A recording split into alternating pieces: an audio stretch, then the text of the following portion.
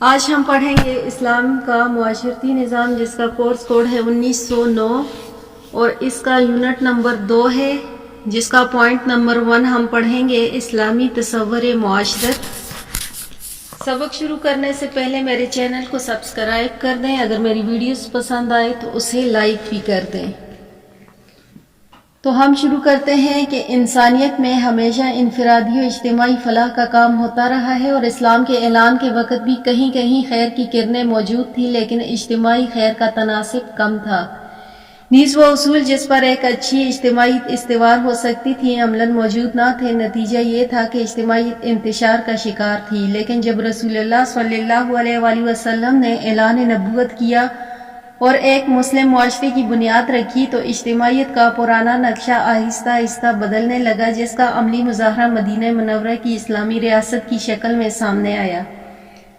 سورہ آل عمران میں اس تصور کی ایک جھلک دیکھی جا سکتی ہے کہ ارشاد باری تعالیٰ ہے، تم بہتر امت ہو جو انسانوں کے لیے پیدا کی گئی، تم اچھے کاموں کا حکم دیتے ہو اور برے کاموں سے روکتے ہو۔ اس قرآنی تصور سے ایک ایسے معاشرے کی تصویر ابھرتی ہے جس میں تمام افراد معاشرے کو بنیادی ضروریات زندگی میسر ہوں اور ذہنی آسودگی بھی۔ معاشرت پسندی کی تائید اسلامی اصولوں سے ہوتی ہے، مثلا انسان معاشرت کا سنگ بنیاد مرد و عورت کا نکاح کے ذریعے پاکیزہ تعلق ہے، جسے قرآن مجید رحمت و مودت قرار دیتا ہے۔ پھر فرمایا گیا کہ یہ بھی اللہ کی نشانی میں سے ہے کہ اس نے تم میں سے تمہارے لیے بیویاں پیدا کی تاکہ تمہارے لیے رحمت اور تسکین کا سامان ہو اور تمہارے درمیان محبت و شفقت پیدا ہو۔ پھر حدیث نبوی ہے کہ رحم کی تخلیق کے وقت اللہ تعالیٰ نے فرمایا کہ جس نے تجھے جوڑا میں اس کو جوڑوں گا اور جس نے تجھے توڑا میں اس کو توڑوں گا۔ خاندان کی بنیاد ہی صلہ رحمی ہے۔ خلافت ارضی کا تصور فطری رجحان اور ماحول کے تقاضوں کی عکاسی کرتا ہے۔ قرآن مجید کے مطالعے معلوم ہوتا ہے کہ اللہ تعالیٰ نے انسان کو محض ایک فرد کے طور پر نہیں پیدا کیا، بعد میں اپنی اجتماعی زندگی کی تنظیم کے لیے سرگرداں، بلکہ اس کی فطرت میں جو اجتماعیت کا شعور و دیت ہے، اجتماعیت کی بنیادی احتیاجات کو اس کی شخصیت کا حصہ بنا دیا اور اجتماعیت کی پہلی اکائی میاں بیوی کے تعلق کا شعور بخشا۔ پھر خاندان کی وحدت کے مختلف اجزاء کی اہمیت کا ادراک عطا کیا اور ان اجزاء کو مرتبط رکھنے کا احکام بھی عطا کیا۔ یہ سب کچھ تدبیر الہی سے ہوا۔ اسلامی نقطہ نظر سے اجتماعیت انسان کا فطری داعیہ ہے جسے اللہ پاک نے اس کی ذات و دیت کیا ہے۔ قرآن مجید میں اس کی حکمت کی طرف اشارہ کرتے ہوئے فرمایا کہ اللہ وہ ذات ہے جس نے آدمی کو پانی سے پیدا کیا اور اسے نسب اور سسرال والا بنا دیا۔ نسب اور سسرالی رشتوں کا تذکرہ دراصل زوجین کے تعلق کی توسیع ہے اور خاندان کی بنیادی اکائی کا سنگ بنیاد ہے۔ اس کا تعلق کی حیاتیاتی بنیاد تو واضح ہے، یہاں اس کا ذکر کا مقصد اجتماعی اساس کی اہمیت کو اجاگر کرنا ہے اور ایک طرح اخلاقی پہلو کو بھی واضح کرتا ہے۔ پھر ارشاد باری تعالیٰ ہے، اور اللہ تم کو عبادت اختیار کرو، اور تم اللہ کی عبادت اختیار کرو اور اس کے ساتھ کسی چیز کو شریک مت کرو، اور والدین کے ساتھ اچھا معاملہ کرو اور اہل قرابت کے ساتھ بھی اور یتیموں کے ساتھ بھی اور غریب و غربا کے ساتھ بھی اور پاس والے پڑوسیوں کے ساتھ بھی اور دور والے پڑوسیوں کے ساتھ بھی اور ان کے ساتھ بھی جو تمہارے مالکانہ قبضہ میں ہے۔ اس آیات میں والدین، رشتہ دار، پڑوسی اور غلاموں کا ذکر خاندان کی وسعت اور استحکام کی طرف اشارہ ہے۔ خاندان کے ان عناصر کے ساتھ حسن سلوک اجتماعیت کا سنگ بنیاد ہے۔ قرآن اسے اللہ کی عبادت اور اس کی توحید کے بعد دوسرا اہم اخلاقی و دینی اصول کے طور پر بیان کرتا ہے۔ یہ اس بات کی دلیل ہے کہ معیشت ازدی میں انسان کی اجتماعیت بنیادی اہمیت رکھتی ہے اور ربانی منصوبے میں انسانی زندگی کا یہ پہلو شامل ہے۔ کتب احادیث میں صلہ رحمی اور قطع رحمی کے بارے میں نبی کریم صلی اللہ علیہ وآلہ وسلم کے ارشادات موجود ہیں۔ ان میں سے یہ پتہ چلتا ہے کہ انسانی تعلقات کو جوڑنے کی کیا اہمیت ہے اور انہیں توڑنا کتنا ناپسندیدہ ہے۔ صلہ رحمی اجتماعی زندگی کی اساس ہے اور قطع رحمی اجتماع کی دشمن۔ حضور اکرم صلی اللہ علیہ وآلہ وسلم سے صلہ رحمی کی اہمیت منقول ہے کہ اس پر غور کریں تو اجتماعیت کی ضروریت واضح ہو جاتی ہے۔ حضرت عبداللہ بن عمرو سے روایت ہے کہ رسول اللہ صلی اللہ علیہ وآلہ وسلم نے فرمایا کہ رحم کرنے والوں پر رحمان رحم کرتا ہے، زمین والوں پر رحم کرو، تم پر آسمان والا رحم کرے گا۔ احادیث نبویہ میں جذبہ رحم کا بیان ہے۔ یہ جذبہ اجتماعی زندگی کی جان مفادات کا حصول، خواہشات کی تکمیل اور استحصال کی تدابیر، اجتماعیت زندگی کے استحکام کا ذریعہ بن سکتی ہے۔ پھر جی اس کا پوائنٹ نمبر 2 ہے اسلامی معاشرے کی خصوصیت۔ اسلام دین فطرت ہے، اس نے انسان کے اجتماعی شعور کو ملحوظ رکھا ہے۔ اسلام انسانوں کے باہمی میل جول سے پیدا ہونے والی اجتماعیت کو نہ صرف تسلیم کرتا ہے بلکہ اس اجتماعیت کی نشوونما میں معاونت کرتا ہے اور اسے ایسے فطری اصول دیتا ہے جن سے اجتماعیت کو تقویت ملے۔ وہ اس کے لیے صالح بنیادیں فراہم کرتا ہے اور ایسے عوامل کا کلا کما کرتا ہے جو اسے بگاڑ دیں یا محدود اور غیر مفید بنا دیں۔ اسلام کے معاشرتی نظام کی کچھ بنیادیں اور خصوصیت ہیں جن پر سارا معاشرتی ڈھانچہ استوار ہے۔ اس لیے ان اصولوں اور خصوصیات میں اس شان کی جھلک نمایاں نظر آتی ہے کہ اسلامی معاشرے کی خصوصیت درج ذیل ہیں۔ اللہ تعالیٰ اور اس کے رسول کی اطاعت کرنا۔ اسلامی تعلیمات کی بنیاد توحید ہے، یعنی اللہ تعالیٰ کو اس کی ذات و صفات اور افعال ایک جاننا اور اس کی عبادات بجا لانا۔ اسی وجہ سے اسلامی معاشرے کی ایک اہم اور سب سے بڑی خصوصیت یہ ہے کہ اس کے تمام افراد صرف اللہ کی عبادت کرتے ہیں اور اس کے سامنے سرگو ہوتے ہیں۔ یہی وہ خصوصیت ہے جس سے اسلامی معاشرے کی تمیز دوسرے معاشروں کی جا سکتی ہے۔ عبادت کے ساتھ اطاعت بھی لازم ہے۔ اللہ تعالیٰ اور اس کے رسول صلی اللہ علیہ وآلہ وسلم کی اطاعت بہت ضروری ہے۔ اطاعت رسول کی توحید کا لازمہ، اس وجہ سے قرآن مجید نے اطاعت رسول صلی اللہ علیہ وآلہ وسلم پر بہت زور دیا ہے۔ ارشاد باری تعالیٰ ہے کہ جو اللہ اور اس کے رسول کا حکم مانے گا وہ اسے جنت میں داخل کرے گا جس کے نیچے نہریں بہتی ہیں، اس میں ہمیشہ رہیں گے۔ یہ بہت بڑی کامیابی ہے۔ رسول اللہ صلی اللہ علیہ وآلہ وسلم کی اطاعت در حقیقت اللہ کی اطاعت ہے۔ آپ صلی اللہ علیہ وآلہ وسلم کی اطاعت کے ساتھ ساتھ آپ صلی اللہ علیہ وآلہ وسلم کی اتباع بھی لازم ہے۔ ارشاد باری تعالیٰ ہے کہ اے نبی صلی اللہ علیہ وآلہ وسلم کہہ دیجئے کہ اگر تم اللہ سے محبت کرتے ہو تو میری اتباع کرو، اللہ تم سے محبت کرے گا۔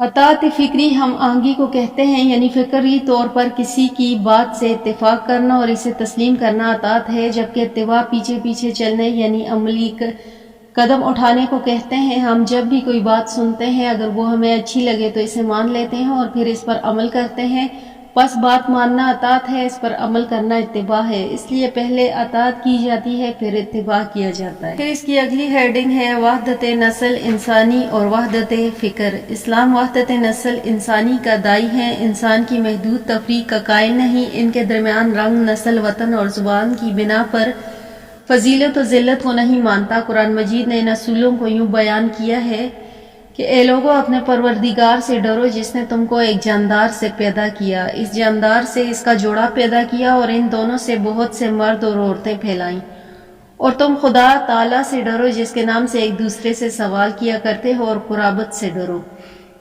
انفرادی اور اجتماعی زندگی کے لیے جن اصولوں کی ضرورت ہوتی ہے وہ اللہ تعالیٰ نے انسان کو سمجھائے۔ اسے جس بنیادی فکر کی ضرورت ہے اور جس رہنمائی کی احتیاج تھی وہ رب العالمین نے مہیا کر دی۔ وہی فکر اور سوچ اور صحیح سمجھ ہوگی جو قرآنی اصولوں یعنی اسلام کی روشنی میں ہوگی۔ قرآن اصولوں کو چھوڑ کر جو بھی سوچے گا وہ سیدھی راہ سے ہٹ جائے گا اور ہلاکت و بربادی اس کا راستہ اختیار کرے گا۔ ارشاد باری تعالیٰ ہے اور جو کوئی اسلام کے سوا کوئی دین چاہتا ہے تو اسے قبول نہیں کیا جائے گا اور وہ آخرت میں نقصان اٹھانے والوں میں سے ہوگا۔ پھر اس کی اگلی ہیڈنگ آتی ہے امر بالمعروف و نہی عن المنکر۔ اسلام ایک ایسا معاشرہ چاہتا ہے جس میں خیر و شر کے پیمانے متعین ہوں اور افراد معاشرہ ان سے سرمنہ تجاوز نہ کر سکیں۔ اگر تجاوز ہو تو امر بالمعروف اور نہی عن المنکر کا اصول اپنایا جائے گا۔ اسلام سب سے پہلے ان امور کی نشاندہی کی جو معاشرے کے لیے مہلک ثابت ہوتے ہیں، وہ گناہ بھی بتلائے جو فرد اور جماعت کے ایمان کو ضائع کر دیتے ہیں، وہ امور جن سے افراد معاشرہ کو مجتنب رہنا چاہیے، کبائر، بدگمانی، تجسس، حسد، بغض، ناجائز حمایت، غیبت اور جھوٹی گواہی وغیرہ۔ مسلمان چونکہ بہترین امت ہیں اس لیے معاشرے کی اصلاح کے لیے امر بالمعروف و نہی عن المنکر ان کی ذمہ داری ہے۔ فرمان ربی ہے کہ تم لوگ اچھی جماعت کے ہو، وہ جماعت لوگوں کے لیے ظاہر کی گئی، تم لوگ بھلے کاموں کو بتلاتے ہو اور بری باتوں سے روکتے ہو۔ حضرت ابو سعید خدری سے روایت ہے کہ نبی کریم صلی اللہ علیہ وآلہ وسلم نے فرمایا کہ تم میں سے کوئی برائی دیکھے تو اس کو اپنے ہاتھ سے درست کر دے، اگر اس کی استطاعت نہ ہو تو زبان سے درست کر دے، اگر اس کی بھی استطاعت نہ ہو تو اپنے دل سے برا جانے، اور یہ کمزور ترین ایمان کی علامت ہے۔ پھر اس کی تیسری ہیڈنگ ہے خیر خواہی۔ ہمدردی اور خیر خواہی اور ایثار اور قربانی کا جذبہ دراصل انسان کی بے غرضی اور خلوص کی دلیل ہے۔ حدیث کی کتابوں میں الحب فی اللہ کے عنوان سے ایک مستقل باب ہے جس سے اس کی اہمیت کا اندازہ ہوتا ہے۔ اس میں جذبے کے کئی خوبصورت مظاہر ہیں۔ مثلا آپ کسی اچھے کام میں ایک شخص سے تعاون کرتے ہیں، اگر وہ مصیبت میں مبتلا ہو جائے تو آپ اس کی مدد کرتے ہیں۔ آپ کی ذات سے لوگوں کو فائدہ ہی پہنچتے ہیں، نقصان کبھی نہیں پہنچتا۔ حضرت ابی امامہ سے روایت ہے کہ رسول اللہ صلی اللہ علیہ وآلہ وسلم نے فرمایا کہ جس شخص نے محبت کی خدا کے واسطے اور بغض رکھا خدا کے واسطے اور دیا خدا کے واسطے اور منع کیا خدا کے واسطے، اس نے اپنے ایمان کو کامل کر لیا۔ پھر اس کی اگلی ہیڈنگ ہے احساس ذمہ داری۔ اجتماعی شعور پیدا کرنے، اسے بیدار رکھنے اور مؤثر بنانے کے لیے اسلام نے جو اقدامات کیے ہیں، ان میں سے بہت اہم فرد کا اپنا احساس ہے۔ فرد کو اس امر کا احساس دلایا گیا کہ وہ اپنے گناہوں کا تنہا ذمہ دار ہے، جو سزا اسے ملتی ہے اسے کوئی اور نہیں اٹھائے گا، لہٰذا اسے اپنی ذمہ داریوں کا احساس کرنا چاہیے اور اپنے فرائض پورے کرنے میں دوسروں کی طرف نہیں دیکھنا چاہیے۔ ارشاد باری تعالیٰ ہے، اور جو کوئی برا فعل کرتا دیکھے تو اس کا نقصان اسی کو ہوتا ہے، اور کوئی شخص کسی کے گناہوں کا بوجھ نہیں اٹھائے گا۔ حضور انور صلی اللہ علیہ وآلہ وسلم نے فرمایا کہ تم سب نگران ہو اور تم سب اپنے ماتحتوں کے بارے میں جوابدہ ہو۔ پھر دوسرے یونٹ کا پوائنٹ نمبر 3 ہے اسلامی معاشرے میں اقلیتوں کے حقوق۔ اسلام اشرف انسانیت کا علمبردار دین ہے، ہر فرد سے حسن سلوک کی تعلیم دینے والے اس دین میں کوئی ایسا اصول یا ضابطہ روا نہیں رکھا گیا جو شرف انسانیت کے منافی ہو۔ اسلام رواداری کے حوالے سے اقلیتوں کے حقوق حسب ذیل ہیں۔ پہلی اس کی ہیڈنگ ہے مذہبی آزادی۔ اسلام خدا کے واحد کی بندگی کی دعوت تو دیتا ہے، لیکن دوسرے مذہب کے لوگ اپنے عقائد بدلنے اور اسلام قبول کرنے کے لیے دباؤ نہیں ڈالتا، نہ جبر و اکراہ سے کام لیتا ہے۔ اسلام کے پیغام حق کے ابلاغ کا قرآن حکیم نے یوں بیان فرمایا کہ اے رسول معظم صلی اللہ علیہ وآلہ وسلم، آپ اپنے رب کی راہ کی طرف حکمت اور عمدہ نصیحت کے ساتھ بلائیے، اور ان سے بحث بھی ایسے انداز سے کیجیے جو نہایت حسین ہو۔ بے شک آپ کا رب اس شخص کو بھی خوب جانتا ہے جو اس کی راہ سے بھٹک گیا، اور وہ ہدایت یافتہ لوگوں کو بھی خوب جانتا ہے۔ عہد رسالت مآب میں جہاں غیر مسلموں کے معاشی، تعلیمی اور سیاسی حقوق محفوظ تھے، وہیں انہیں مذہبی آزادی کا پورا اختیار دیا گیا تھا۔ چنانچہ نجران کے عیسائی مدینہ میں آپ صلی اللہ علیہ وآلہ وسلم کے پاس حاضر ہوئے تو اس وقت آپ صلی اللہ علیہ وآلہ وسلم مسجد نبوی میں نماز عصر سے فارغ ہوئے تھے۔ یہ لوگ نہایت عمدہ لباس پہنے ہوئے تھے۔ جب ان کی نماز کا وقت ہوا تو وہ مسجد میں ہی نماز ادا کرنے لگے۔ اس پر آپ صلی اللہ علیہ وآلہ وسلم نے صحابہ سے فرمایا کہ انہیں نماز پڑھنے دو۔ انہوں نے مشرق کی طرف منہ کر کے نماز پڑھی۔ پھر اس کی اگلی ہیڈنگ ہے عدل و انصاف۔ اسلامی معاشرے میں مسلمانوں پر ذمہ داری عائد ہوتی ہے کہ وہ اقلیتوں سے نیکی، انصاف اور حسن سلوک پر مبنی رویہ اختیار کریں۔ قرآن پاک میں ارشاد ہے کہ اور اللہ تمہیں اس بات سے منع نہیں فرماتا کہ جن لوگوں نے تم سے دین کے بارے میں جنگ نہیں کی اور نہ ہی تمہیں تمہارے گھروں سے نکالا، تم ان سے بھلائی کا سلوک کرو، ان سے عدل و انصاف کرو، بے شک اللہ عدل و انصاف کرنے والوں کو پسند فرماتا ہے۔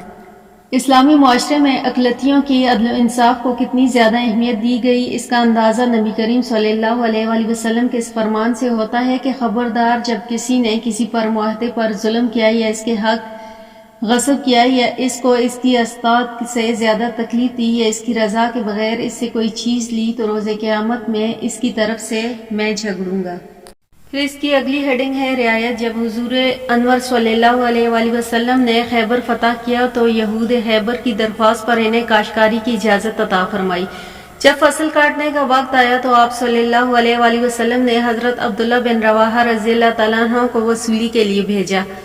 حضرت عبداللہ نے کھجوروں کو 2 حصوں میں تقسیم فرمایا۔ اس پر یہودیوں نے کہا کہ آپ ہمیں ہمارے حصے سے زیادہ تقسیم فرما رہے ہیں، کیونکہ ان کے اپنے اصول کے مطابق ان کا حصہ آدھا نہیں بنتا تھا۔ لیکن حضرت عبداللہ بن رواحہ نے فرمایا کہ تمہیں ضرور آدھی ہی ملیں گی، کیونکہ تم سے معاہدہ ہی اسی طرح ہوا تھا۔ اس پر وہ بے اختیار بول اٹھے کہ یہی حق ہے، اسی پر زمین و آسمان قائم ہے۔ پھر اس کی اگلی ہیڈنگ ہے عفو و درگزر۔ آپ صلی اللہ علیہ وآلہ وسلم کی عادت مبارکہ تھی کہ لوگوں کو ہمیشہ معاف فرماتے تھے۔ فتح مکے کے موقع پر رسول اللہ صلی اللہ علیہ وآلہ وسلم نے خانہ کعبہ کے دروازے پر کھڑے ہو کر فرمایا کہ اے قریش کے گروہ، تم مجھ سے کس قسم کے سلوک کی امید رکھتے ہو؟ انہوں نے کہا کہ خیر کی، آپ ہمارے معزز بھائی ہیں اور ایک معزز بھائی کے بیٹے۔ اس پر آپ صلی اللہ علیہ وآلہ وسلم نے فرمایا کہ آج تم پر کوئی گرفت نہیں۔ پھر اگلی ہیڈنگ ہے جنگ میں حسن سلوک۔ حضور صلی اللہ علیہ وآلہ وسلم غیر مسلموں سے حسن سلوک، رواداری اور ان کے حقوق کا تحفظ صرف عام حالات میں ہی نہیں بلکہ جنگ کی حالت میں بھی ان کا عملی نمونہ پیش کر کے دکھاتے۔ حالت جنگ میں آپ صلی اللہ علیہ وآلہ وسلم نے حسن سلوک کی ایسی مثالیں قائم کی کہ انسان کی عقل دنگ رہ جاتی ہے۔ آپ صلی اللہ علیہ وآلہ وسلم نے ہدایت فرمائی کہ حالت جنگ میں کسی غیر مسلم کی لاش کا مسئلہ نہ کیا جائے، اسے باندھ کر نہ مارا جائے اور نہ اسے جلایا جائے۔ پھر اس کے بعد ہے معاہدات۔ رواداری کا اعلیٰ نمونہ پیش کرتے ہوئے نبی کریم صلی اللہ علیہ وآلہ وسلم نے غیر مسلموں سے معاہدہ کیا۔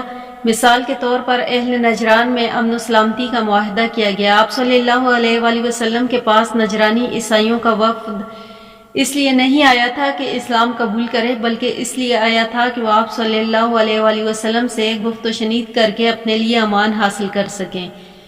چنانچہ اس وفد کو رسول کریم صلی اللہ علیہ وآلہ وسلم کی طرف سے یہ ضمانت دی گئی۔ محمد رسول صلی اللہ علیہ وآلہ وسلم کی طرف سے اسقف، ابو حارث اور نجران کے دوسرے پادریوں اور راہبیوں نے اور ان کے رفیقوں اور ان کے اہل خانہ اور غلاموں کو یقین دلایا گیا کہ جو کچھ ان کے قبضے اور تصرف میں ہے، خواہ وہ کم ہو یا زیادہ، سب کو خدا اور اس کے رسول کا ذمہ حاصل ہوگا۔